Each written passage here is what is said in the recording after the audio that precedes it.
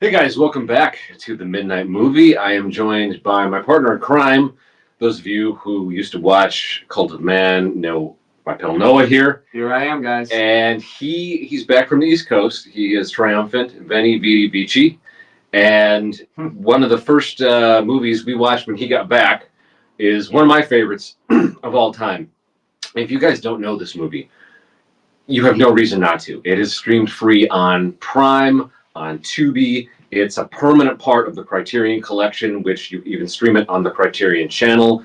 I'm talking about none other than Le Samourai, or The Samurai, by Jean-Pierre Melville from 1967. It's a neo-noir crime thriller, and don't take it from me, but I think it's one of the most beautiful films ever put to cinema. But what do you think, man? I loved it. I mean, look, I am not as well versed in these movies as Kyle is. I probably know. He has the life. I don't. So my friends are movies. I know more than most people, like the average Joe. But since I got here, we've been delving into some really cool old flicks.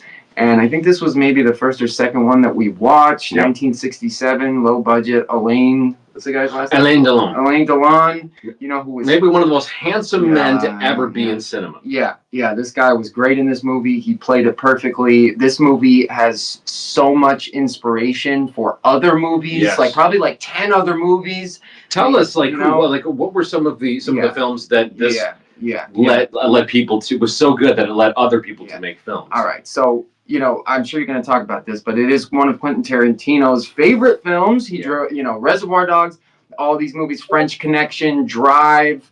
The list goes on. Probably 10 to 15 movies people derived inspiration from on this one. It was really cool. It had an extreme vibe. There were so many cool scenes where it was almost like the silence had verbs. Yes. It was awesome. Le Samurai, again, we'll kind of give you the setup here.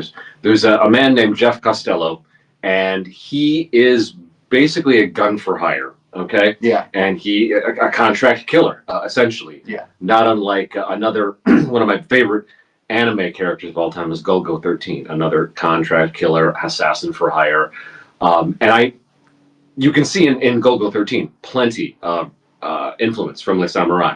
Yeah. But Jeff Costello is he does a job, and he's sort of caught in the web of the police that are trying to find the person that did this particular job. And the entirety of the film is him trying to, one, elude the police, but also elude people that may want to tie off the job that was done by taking out Jeff Costello himself. Yeah. Not ruining anything for you there. That's just the setup. This movie is so beautifully executed. Like Noah just mentioned, there's not a lot of sound design. Jean-Pierre Melville, which we've noticed, this was really the only Melville that I had ever seen. Yeah. We watched another one after it called The Red Circle, which is another Tarantino recommendation. Melville will use sound, but he does a lot with silence, and it sort of forces you to see just how great of a director he is and the cinematography, because I realized something. Music is extremely important to a movie, and it can set the tone. It can make or break a scene. It can make or break a movie. And it speaks to just how powerful Le Samurai is, for example, that the only music you really hear is from the jazz band that's in this particular club in this movie. Yeah. There is this beautiful woman. What is her name? Is it Kathy Rozier? Kathy Rozier. Yeah, okay. Kathy Rozier, a French model and actress born in Martinique, French West Indies. So absolutely stunning, gorgeous black woman who I guess is also a jazz pianist in this film. And she's very important to Jeff Costello, to the Alain Delon character, and she's sort of with him throughout this entire movie. Not physically with him, but she's there. She's one of the through line. Yeah. The women in this movie are absolutely stunning. Yeah. Holy smokes. So beautiful. Everyone is, even if they're not beautiful people, obviously it's a French film, everybody's impeccably dressed. The clothing is impeccably tailored. The way every scene is composed. Sorry about that, guys. Little technical glitch there. As I was saying, Alain Delon he's just a force of nature in this movie. He doesn't show any emotions. Yeah, he doesn't smile once. I mean, he really doesn't. But he doesn't need to. No, he doesn't. He doesn't at all. But he's just sort of like this work of art walking around, as is Kathy Rosier, all of these incredible actresses that are in it. There's such a sense of class and style in this movie. It's one of these movies that I watch, and I've been watching so many older movies, not just French New Wave, but crime, like Bullet was one that we did recently. All of these older films. What I love about Le Samurai, Bullet, The French Connection, you name these movies, and everyone is dressed like a frickin' adult. One of the things that I feel like we've kind of lost, I feel like as a culture, and you can see this in cinema, popular cinema, just in the last 10 years. But you absolutely can see it in music, and you definitely see it in fashion. Is this infantilization of both men and women? Yeah. I've really gotten on, because I've been watching so much 70s stuff, gotten into thrifting and just really leveling up how I dress. Not that you can tell today, but I don't think there's anything wrong with athleisure. I work in a wellness and fitness capacity. We're both personal trainers. Yeah. You got to dress for the role. Yeah. But any chance I get to wear a button-down shirt, to throw on a blazer, a leather jacket, whatever it is, it's like an adult. I'm an adult man. I should look like an adult man. I need to carry myself like an adult man. And that's what all of these movies have in common. And it's so funny because I think Alain Delon in this film was like 28 or 29. Yeah. He's playing or maybe he was in like his early 30s. But the guy looks incredible, as does everyone else. That I really loved a lot, on top of just this sort of cool, steely, these, day and night shots of Paris. Obviously, Paris, one of the most beautiful cities in the world. What else am I missing here? What? Well, if you want to get fashion, suggestions, watch this movie. Oh my God. God. They look so good. This guy has 2 trench coats. He's got, sort of that tan beige trench coat. Yeah. Through like the first half, and then the second half, he throws on this black one. Yeah. But he's got the same hat. This cool. I'm not a hat guy. I don't think I have a hat face. But man, I'm not spoiling anything, but he does this thing with the hat where it's like, oh wow, I want to do that every time. Like I want to steal that and put that in like one of my movies. So I love the character work. Yeah. Just little things like that. When was the last time you watched a movie and you just little movements of a character, that level of detail, that level of care put into the character, either do the director, the writer, the actor themselves. It's beautiful. There's so many moments in this movie where there's no dialogue. Yeah. Or minimal dialogue. But you feel things. You do. You absolutely do. Like, so much of the story is being told. You're getting reveals in the character and this world that he lives in, despite the fact that nobody is saying a goddamn word. Yeah. It's so good. Yeah, he probably had like 10 lines the whole movie. I mean, right? Yeah, if that. And then we turn around and we watch The Red Circle, and not too much different. Yeah. The mastery that Melville seems to have. Again, we've got like 3 more movies of his to watch. I bought this 5 film package from Apple TV. The test, I think, it's funny because I love Melville because he's got like this minimal dialogue, and he shows you, because ultimately cinema is it's image driven. It's the visual image. But then I turn around and I love somebody like Tarantino, that it's just dialogue, but beautiful, chocolatey, rich, deep, awesome dialogue.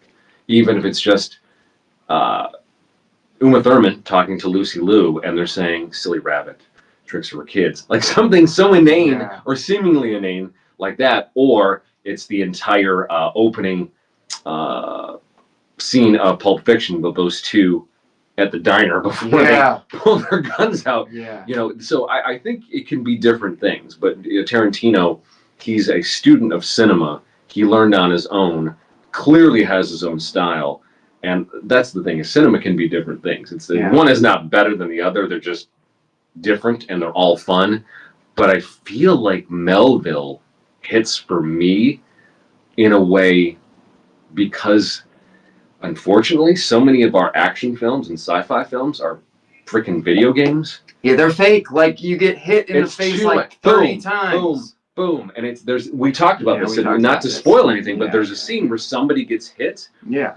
And he doesn't get up right away because you wouldn't. You wouldn't. Somebody punches you in the face and then knees you in the gut. Yeah. You're not going to be just popping back up. Yeah. Now, I think that's fine in certain films. Yeah. Like, I feel like John Wick probably splits the difference between realism and that sort of action hero type thing. Yes.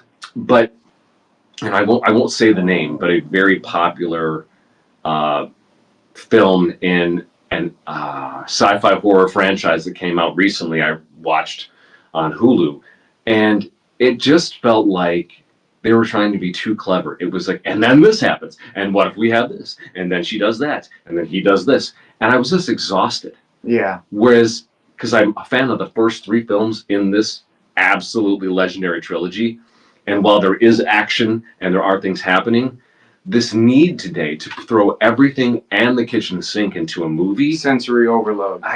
No, that's exactly it. Like I watched, and I'm almost certain James Cameron didn't direct it, but he did produce it. I love James Cameron, but I watched Terminator: Dark Fate.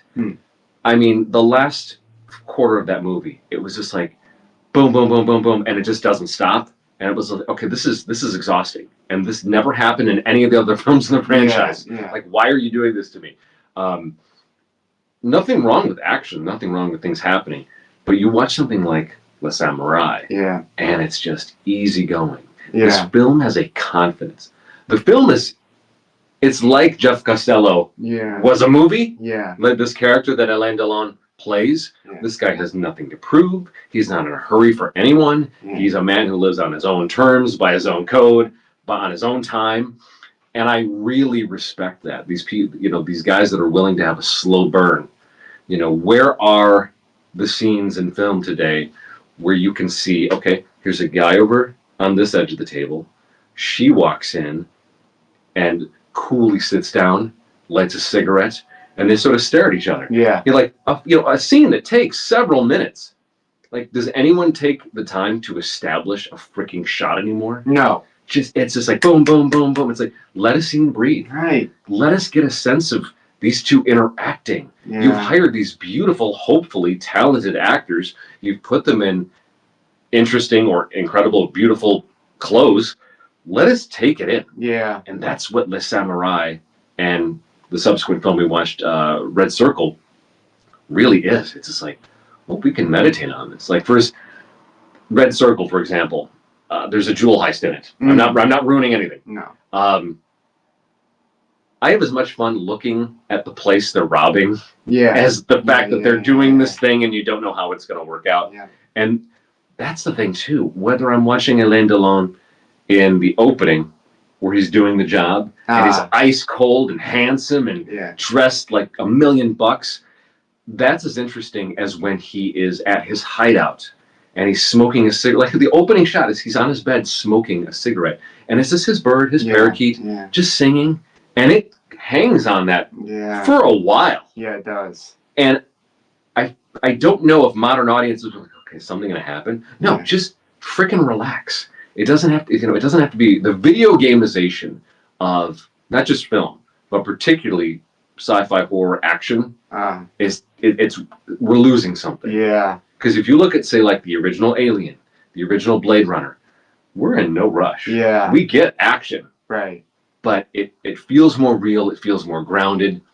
I don't need this constant dopamine hit. I feel like that's what they're giving to me. Yeah. And I just...